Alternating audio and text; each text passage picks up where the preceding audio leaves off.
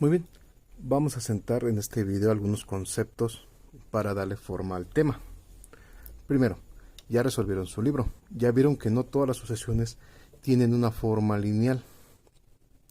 Bueno, en algunas sucesiones vieron que había términos elevados al cuadrado. Bueno, una sucesión cuadrática tiene un elemento al cuadrado. Por ejemplo, la sucesión cuadrática del libro xn es igual a n al cuadrado, donde xn es el término n y la n es la posición del término o el valor posicional donde se encuentra ubicado.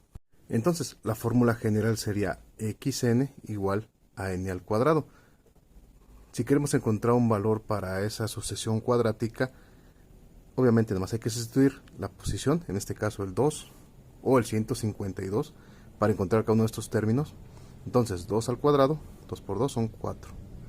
Y el término 152 es 152 al cuadrado, nos da 23.104. La diferencia con las sucesiones que habíamos hecho en los ejercicios anteriores era que no tenían un término al cuadrado. Simplemente se multiplicaba o se sumaba o se restaba algo. Aquí, en estas sucesiones, vamos a tener que elevar siempre un término al cuadrado y ver qué se ocupa para completar la fórmula general de esa sucesión. Después de verificar que la sucesión no es ni aritmética ni geométrica, entonces vamos a asumir que es cuadrática. Debe haber un elemento al cuadrado. Entonces, como sabemos que existe un elemento al cuadrado, entonces podemos partir de la tabla de cuadrados perfectos para encontrar la fórmula general de una sucesión cuadrática. Por ejemplo, vamos a resolver este ejemplo. Tenemos que el término 1 es un 1, el término 2 es un 4, el término 3 es un 9, el término 5 es un 16 y el término 5 es un 25. Comprobamos que no es aritmética. ¿Por qué? Porque el incremento entre cada término no es constante. Tampoco es geométrica. ¿Por qué? Porque necesitamos multiplicar por diferentes números que no son constantes para obtener cada uno de los términos. Bien, entonces no es geométrica y no es aritmética. ¿Qué es?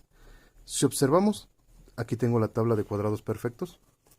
Estamos multiplicando el mismo número por sí mismo y vemos que aquí hay valores. ¿Qué observamos? Que 1 por 1 es un 1, 2 por 2 es un 4, 3 por 3 es un 9, 4 por 4 es un 16.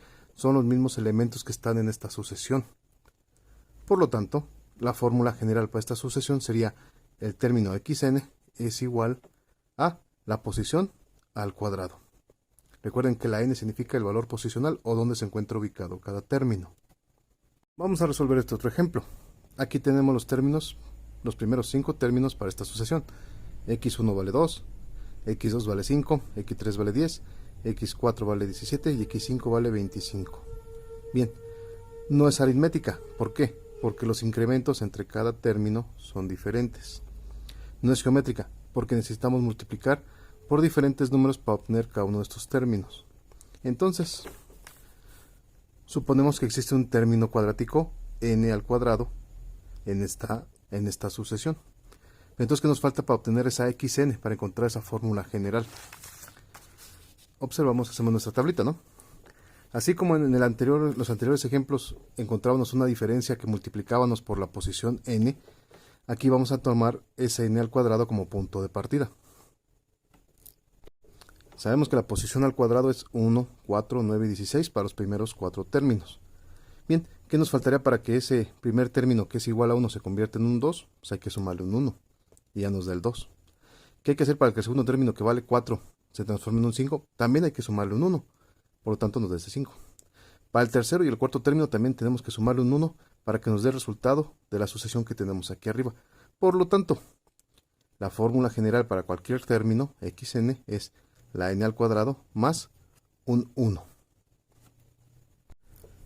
Para este otro ejemplo, tenemos que ahora cada término vale diferente. El primer término vale menos 1, el segundo término vale 2, el tercer término vale 7, el cuarto término vale 14 y el término 5 vale 23. No es aritmética porque no hay un incremento constante. No es geométrica porque no multiplicamos por el mismo número para encontrar cada uno de estos términos. Entonces, ¿qué ocupamos para que con n al cuadrado obtengamos la fórmula general? Como no es ni geométrica ni aritmética, asumimos que es cuadrática. Entonces, para cada uno de estos términos tenemos el término cuadrático n al cuadrado, que es la posición al cuadrado, 1, 4, 9, 16 y 25, que son las primeras posiciones.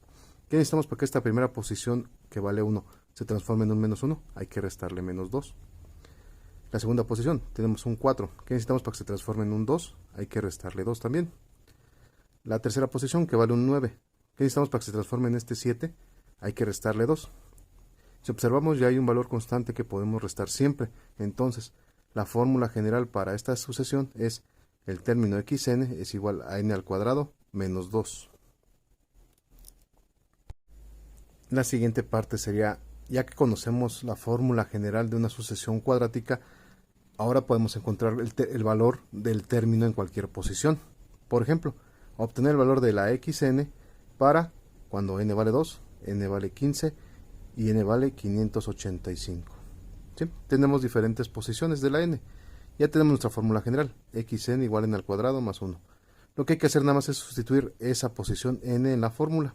Por ejemplo, para el término x2 va a ser un 2 al cuadrado más 1, nos va a dar un 5. Para el término 15 va a ser el 15 al cuadrado más 1 igual a 226. Para el término 585 va a ser 585 al cuadrado más 1 nos da 342.226. Así de sencillo es esto. Otra parte de los ejercicios es encontrar si un número es parte de una sucesión. Por ejemplo, ¿es 519 un término de la sucesión con la fórmula general xn igual a n al cuadrado más 1? ¿Cómo vamos a encontrar si eso no es? Hay que recordar cómo despejábamos las ecuaciones cuadráticas. En este ejemplo, la fórmula general es n al cuadrado más 1.